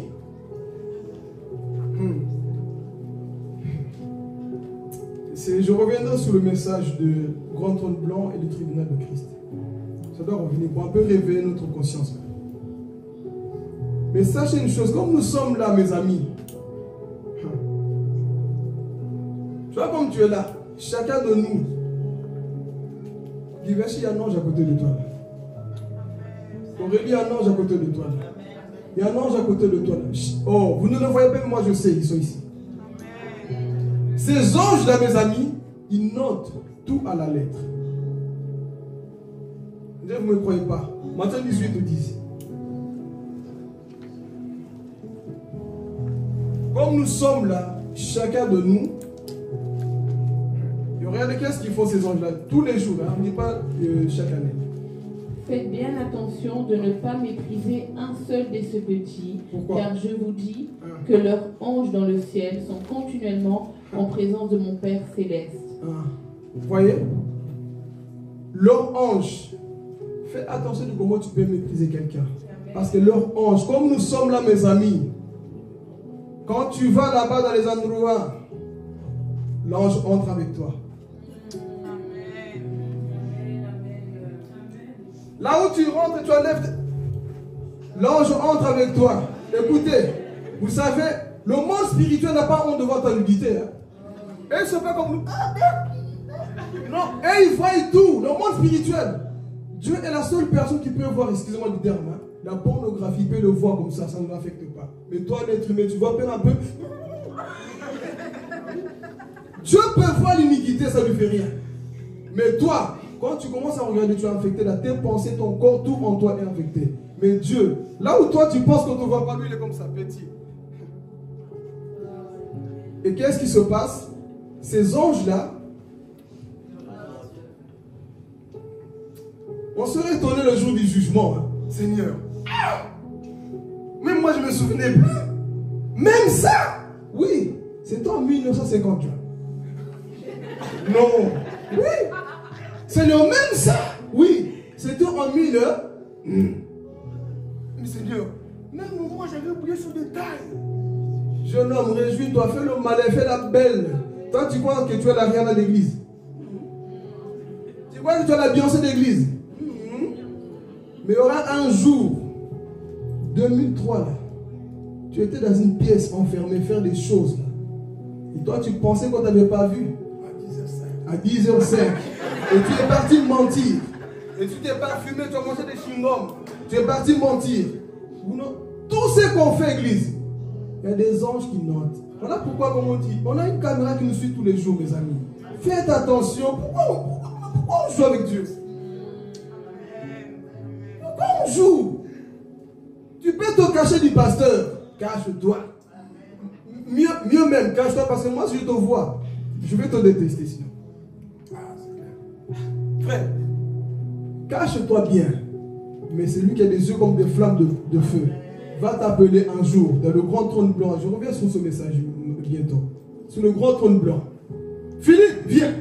Viens rendre compte de tout ce que tu as fait sur la terre.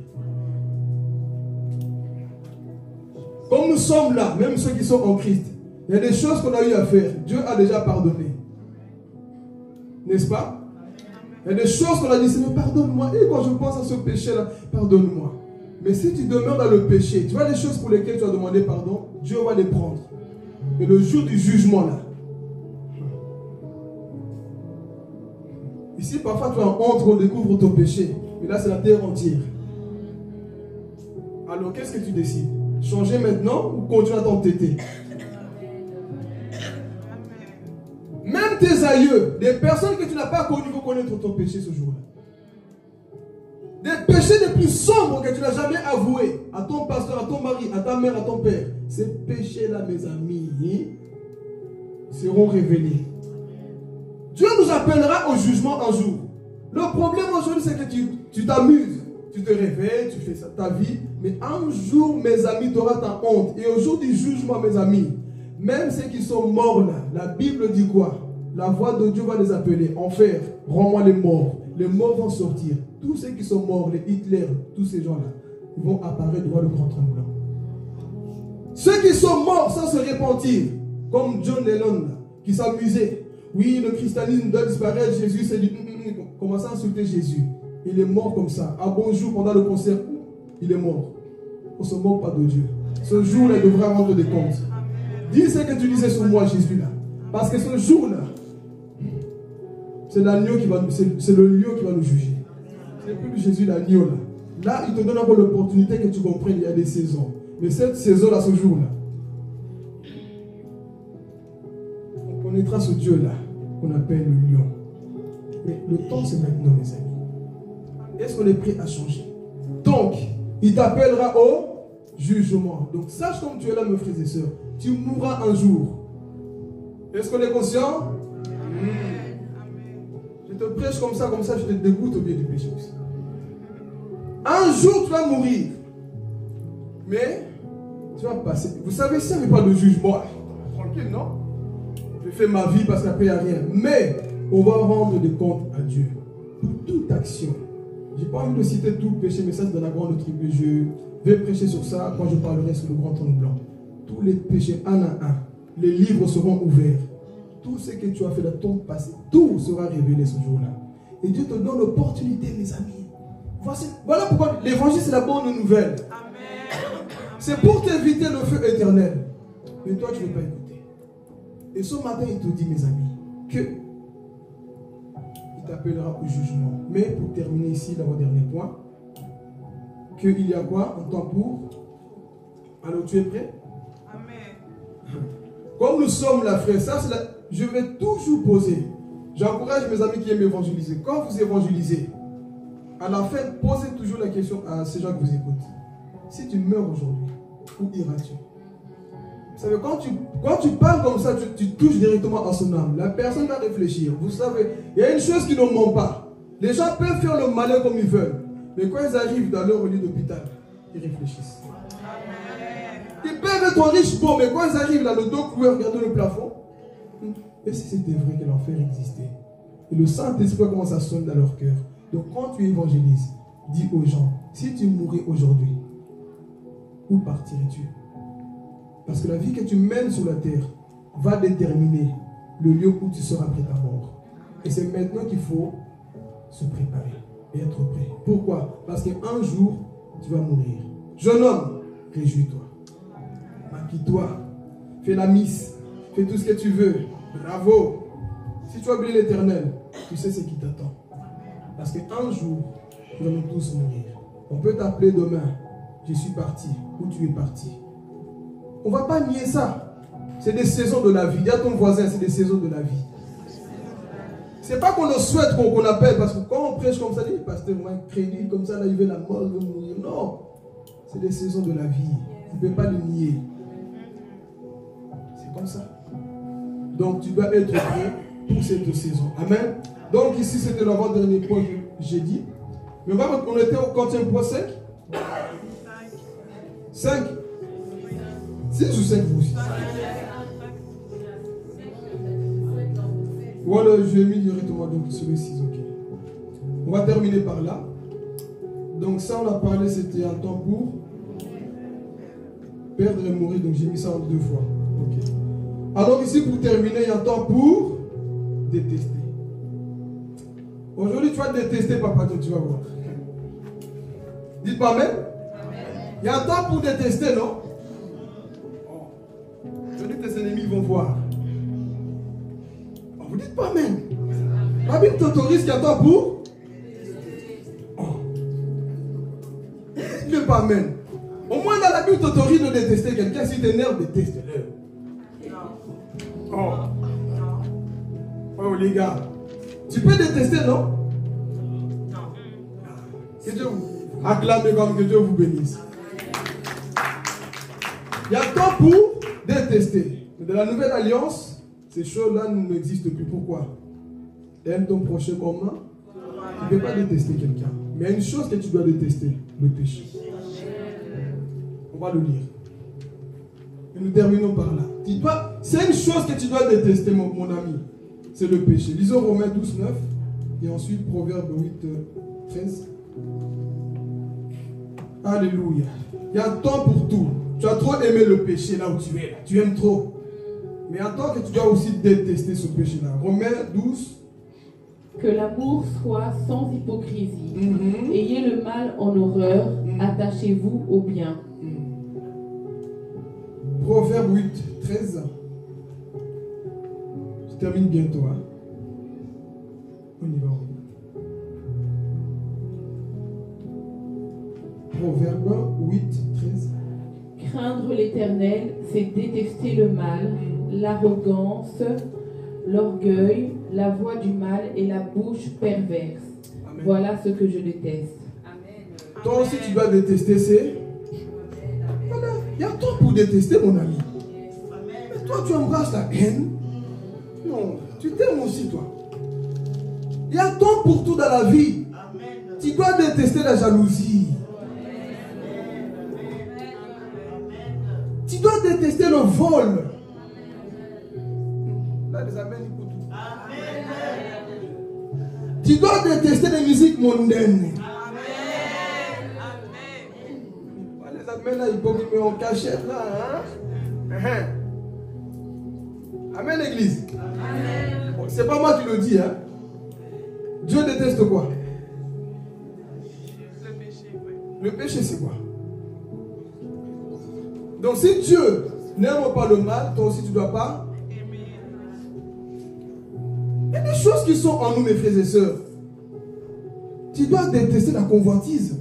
Bon là c'est vous qui allez prêcher avec moi. Des choses qu'on doit détester. Parce que sinon là on va pour ça. Nous on regarde de travers. Qu'est-ce qu'on peut encore détester? Le manque de pardon. Déteste tout ça. Parce que quand tu es avec Dieu, le mal te dégoûte, mon ami. Non, je ne peux pas cohabiter avec le mal. Donc je déteste le mal. Pas que je haïs la personne, mais le mal, je n'aime pas. Le péché là, je n'aime pas. Le manque de pardon. Nos églises, comme j'avais dit l'autre fois, sont remplies d'hypocrisie. On se connaît. Le cœur qui diongola là, qui brûle contre ton frère. Non. Seigneur, paix sur la terre aux hommes que tu as créés. Non. Je comprends qu'au jour de l'enlèvement, beaucoup vont rester, mes amis. Nos églises, je ne parle pas seulement messager de paix. Nos églises, même dans nos familles, il y a trop d'hypocrisie. On se sourit, on fait semblant. Mais dès qu'on tourne le dos, il croit quoi? On se critique, on se détruit. Il n'y a plus de paix, il n'y a plus de joie. Sophia, elle croit quoi? Dis la vérité à ton prochain s'il t'énerve alors. Si tu n'aimes pas ses cheveux, sa tête, dis j'aime pas ta tête. Mais je dois apprendre à t'aimer. Plutôt que d'aller répéter à l'autre, tu vois, moi je n'aime pas sa tête. Mon frère, soyons vrais. Détestons le mal, mes amis. C'est ça que Dieu veut. Commençons à fuir le mal. La vie, c'est comme ça avec Dieu. Mais nous, non. Mais continuons. Qu'est-ce qu'on peut encore détester? Le mensonge. Il y a des chrétiens Ronaldinho, hein. Ils savent te dribbler. Non, on va parler quand même. Non. C'est qui le père du mensonge? Tu es le fils adoptif du diable quand tu mens. Il y a des chrétiens, ils savent mentir. Hein? Ils te regardent dans les yeux, Jordan. Mais ce qu'ils te disent, c'est faux. Mais comment tu peux dire que tu as le Saint-Esprit alors que tu mens? Toi-même, tu mens. Tu sauves. Moi, je te témoigne, je sais que ce n'est pas évident, mais moi, j'avais aussi du mal avec le mensonge. Vous savez, quand tu es habitué à mentir, ça devient ta nature. Je mentais. Je commence à mentir. Tu sais, moi j'ai ça, moi j'ai fait ça, alors que ce n'est pas vrai. On me pose une question, je disais tout le temps le mensonge. Pourquoi? Continue à Coco, ça. Continue à vivre dans le mensonge. Ça va te conduire en affaire. Et moi j'étais champion. Il y a un jour, j'ai dit non, il y a un temps pour tout. Dans la vie, il y a un temps pour tout. Il y a un temps là où tu mens beaucoup, mais il y a un temps où tu dis la vérité. Il y a un temps où tu dois marcher dans la vérité. Je mentais beaucoup, moi là. Un soir, le témoignage que tu nous as donné. Le mensonge nous habitait. Mensonge en moi, mon père m'attrapait. Lui il disait toujours, un menteur c'est un demi-sorcier. Je prenais l'argent dans la maison, je mettais dans ma culotte. Je mettais là, il pouvait me fouiller. Partout là, il ne trouvait pas, mais l'argent était sur moi. Papa, touche pas là, tu ne me touches pas. Mais l'argent était là. Et il me regarde dans les yeux, c'est toi Philippe. Et quand il a découvert que je cachais là, il m'a tiré, il m'a tiré là. Il m'a tapé. Mais vous savez, quand tu es dans le monde, tu es comme un homme animal. Je changeais de stratégie. Ce n'est pas ce que vous pensez. J'ai changé de stratégie. J'ai pris l'argent, je commençais à faire des trous. Je commençais à cacher. Et parfois, je mettais dans ses propres vêtements même. Et lui, il ne savait pas, mais c'était mensonge. Des mensonges. On tapait tout le monde à cause de moi. Et moi-même, je pleurais avec eux. Mais papa nous a tapé. Alors que c'est moi qui volais, je mentais. Le mensonge nous détruit, mes amis. Qui a pris l'argent? Et un jour, je vous raconte, j'avais volé une somme. Dans cette époque, c'était au bled. On paye des coins, mais je ne sais pas comment ça donne ici. Bon, un exemple. C'est comme si je prenais 100 euros, 100 euros, 100 euros, 100 euros. Mais vous savez, en Afrique, quand les gens ils me gardent de l'argent, ils mettaient souvent l'élastique. Papa John. Je vais là où mon beau-père cachait l'argent. Je tire, ça se déchire. Je pars jeter. Quand tu es dans le... Tu vois comment tu es mort spirituellement. Je tire, ça se déchire. Je fais ça au moins 10 fois. Il y avait des liasses de billets. Et moi, chaque fois, je partais. Déchiré. Lendemain, qui a volé l'argent? Il nous a menacés. Je vais aller voir un marabout pour que le marabout dise qui a volé. Tu peux aimer. Je disais même tu peux aller. C'est ça le mensonge. Frère, le mensonge me tue. Hein? Et quand je me suis converti, cette nature m'a suivi un peu. Mais à bonjour, j'ai dit je dois détester le mal. Il y a un temps dans ta vie là où tu dois aussi apprendre à détester le mensonge. Amen. Pour terminer, quel péché qu'on doit détester? Donc ici on a parlé aussi du mensonge. Cessons de mentir, attendez. Cessons de mentir. Hein? Vous n'avez pas peur de mentir, même parfois aux hommes de Dieu. Amen. Vous savez qu'il y a des gens qui sont morts dans la Bible parce qu'ils ont menti. Dans de la grâce, nous bénissons Dieu que nous sommes encore dans ce temps-là. ton pasteur dans les yeux. Pasteur, non, je n'ai pas fait. Non, pasteur, je n'ai pas dit. Non, disons-nous des vérités, mes amis. Ça ne va pas te tuer. Mais bon, pour terminer, autre chose encore qu'on doit détester. La publicité. Bon, ça, c'est on le dit tellement si. Là, quand vous fatiguez.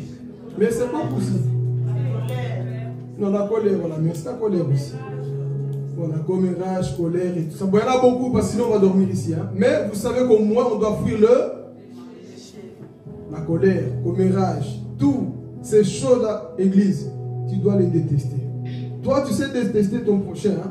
Quand il te fait du mal, moi je ne parle plus. Hey, le chrétien rapide à haïr quelqu'un, hein, qui le bloque de partout, je le supprime de partout. Mais tu ne sais pas supprimer le mensonge là. Dites amen. Bloquer ton frère, là, c'est faire. Hein. Tu connais le bouton. Tu vas dans l'option, tu connais tout, comment ça fonctionne. Mais dans la Bible, tu ne sais pas comment ça fonctionne. Pour bloquer, je sais comment je vais le bloquer. Je prends son nom. D'ailleurs, j'envoie d'abord un message et puis je... Frère, ça on sait faire. Hein. Mais pourquoi on ne prend pas la Bible? Seigneur, je sais comment supprimer le péché dans mon cœur aussi. Comment bloquer la haine dans mon cœur. Dieu t'amène, l'église. C'est ça qui va nous sauver aussi. Il y a un temps pour tout. Il y a un temps là où tu vas haïr. Il y a un temps là où tu vas détester. Il y a un temps où tu vas voler, coucher. Mais il y a un temps de te sanctifier aussi, mon ami. Proviens dans le Seigneur. Il y a un temps pour tout dans la vie. Oh.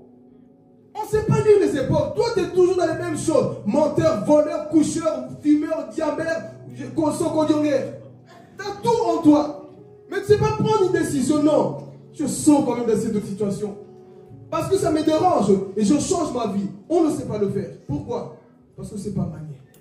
Mais quand il s'agit de faire du mal aux gens, on est rapide. Le chrétien est plus rapide à faire du mal que changer son propre péché. Blessez seulement une personne si vous allez voir. Blessez. Parfois même il faut blesser pour voir si tu es converti. Parfois je dois pour voir si nous sommes réellement convertis. Parce que les coups parfois révèlent qui nous sommes dans la vie. Et là nous sommes rapides. C'est ça le cœur des chrétiens aujourd'hui. Ils ne savent pas supprimer la haine. Seigneur, aide-moi s'il te plaît. Mais elle m'a fait ça, zapper, supprimer. Ça, c'est pas le genre de séparation que je parlais. Hein. Non? D'ailleurs, je ne me contredis pas. Là, c'est le péché que je parle. Parfois, tu dois apprendre aussi à faire comme ça. Au lieu de zapper, supprimer. Aujourd'hui, en rentrant, on va supprimer ton péché. Amen. Amen. En rentrant en toi, dis-moi, la saison de trop aimer la pornographie est finie.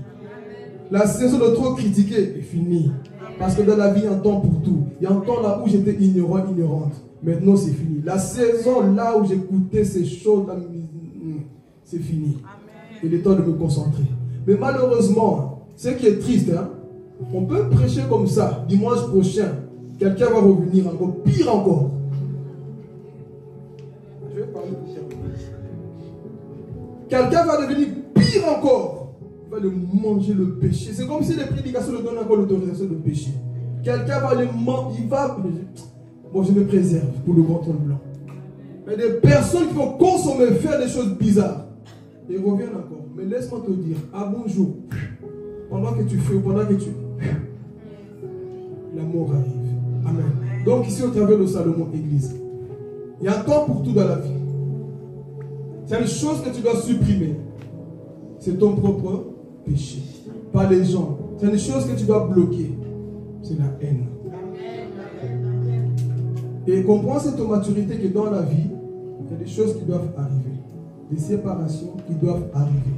Parce que toi, tu sais où tu vas. C'est pas que tu forces que tu es mauvaise. C'est pas que tu es mauvais. C'est pas que la personne ne t'aime pas. Ça ne peut plus coller, mon ami. On n'a plus la même vie. Ça ne peut pas.